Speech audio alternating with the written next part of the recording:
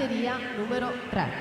In corsia 1 Gabriele Gattai, alla 2 Luca Odolo, alla 3 Antonio Enrico Spalatello, alla 4 Boris Blasevic, alla 5 Costa Grava, alla 6 Enrico Malfi, alla 7 Nicolò Citron, alla 8 Thomas Pigozzo.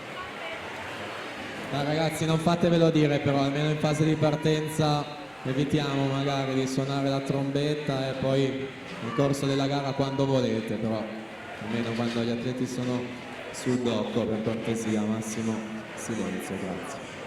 Dunque 6 sono le batterie complessive riservate all'anno di nascita 2006, in acqua c'è la seconda che si sta per completare.